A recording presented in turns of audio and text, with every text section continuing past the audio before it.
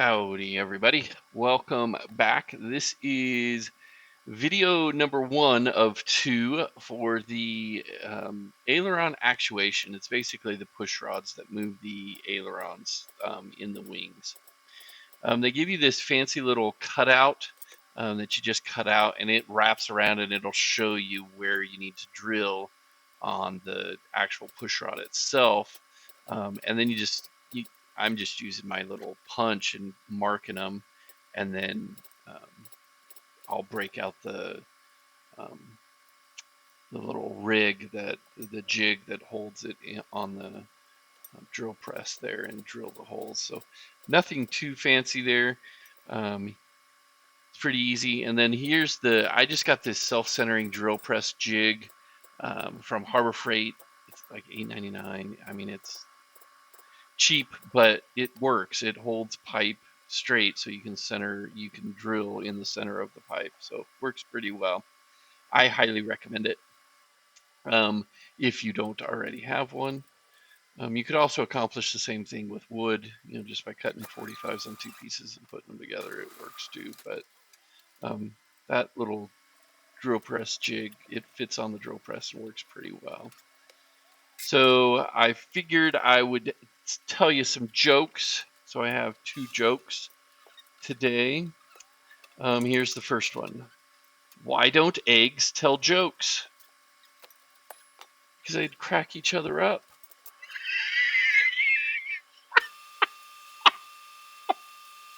Oh, they'd crack each other up. Oh, that's so bad. Oh. Okay, one more, and then I'm done with jokes. So what did one hat say to the other? Stay here. I'm going on ahead. Going on ahead. Oh, that is just wrong. Oh, sorry. Those are just pretty bad jokes. But I like them, so they're good. And there I am. I'm just using that drill jig to make sure I can drill the holes in those push rods. And I did break the push rods into 2 different videos, so you have about 10 minutes on this video, and I think there's about 8.5 or 9 minutes on the next video, because I included the actuation stuff. And then you can see the kind of the yellow handle there of the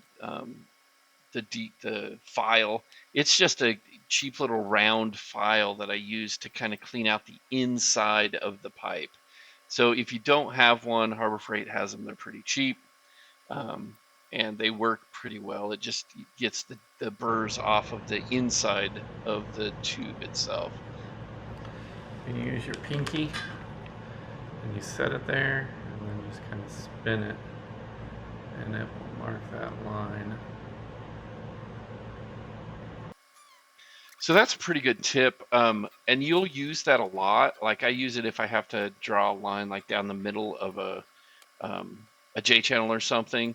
You can just kind of set your pinky and then line up where you want it and just kind of drag it along the edge, and it's pretty doggone accurate. So you can use that kind of just as a simple way to mark something either down the center of something or around the edge of something, as long as your pen, the distance, like your fist when you're holding the pen doesn't change, the distance will remain the same. You just drag it along the side. It works pretty well. And then what you do is you just take the ends, and what you're going to do is use the push rod that you just drilled holes into as a kind of a jig for drilling holes into the actual ends that go in the push rods. And you just drill those pieces out. And I found it was actually easier to use my drill gun instead of the drill press to drill out the threaded rod ends. Those are the pieces that kind of go in the end there. And you can hold on to it well enough, and you just line up that blue line that you did around the end, and you're good to go. So not a big deal at all. Okay, so I was in the middle of painting these. You saw some of that. Now I am doing the Aileron to bell crank rod. I don't even know what it's called. I'll put it up on the page here. But basically it's just 2 holes in each end. I've done a bunch of it, but I'll show you the last little bit here. These are done. I'm working on this guy now.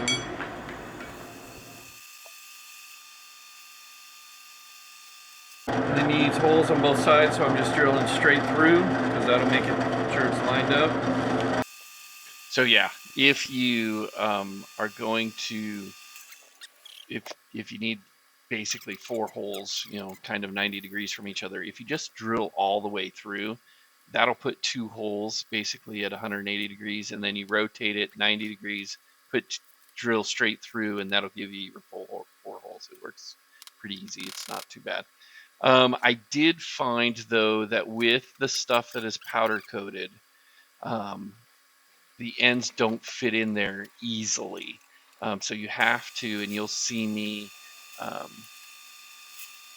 actually drill out and kind of file down the inside of those tubes to make that piece, the actual threaded piece, fit into the end, because it did not fit easily in the powder coated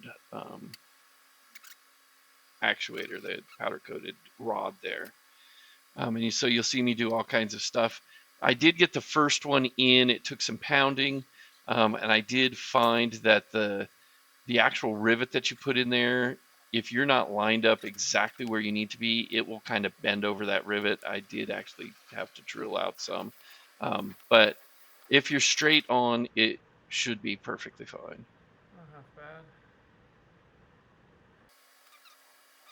And so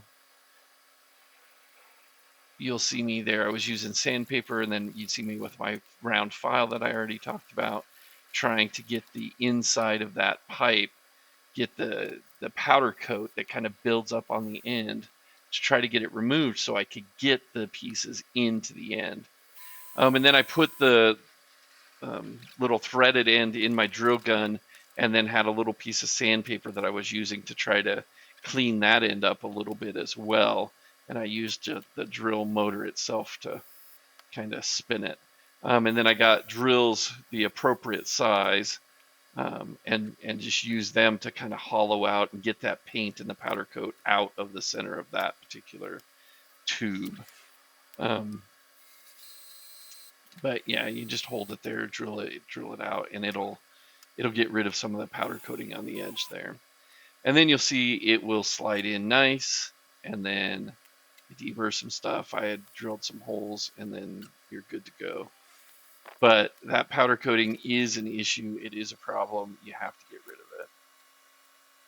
And then here I am. I'm getting ready. I'm going to prime the rod end bearings, not the powder coated ones, the actual bigger ones. I'm going to prime those, clean them up, prime them, and then I do actually paint those. You'll see them painted, I believe, in the next video. So they ended up looking pretty good, not too bad at all. And there you go. As always, have fun. Here's me at the very end explaining some things. Okay, so ailerons. Well, no, this is, what is it? Aileron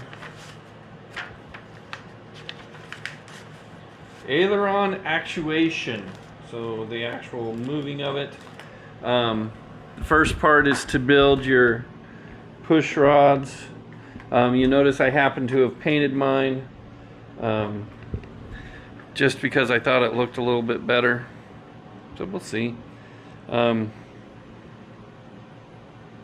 it did have you spray like the insides of those things. It was that can't be the best way to do that, is to spray a bunch of primer spray paint down there and wiggle it around. But I guess it worked, so we're good there.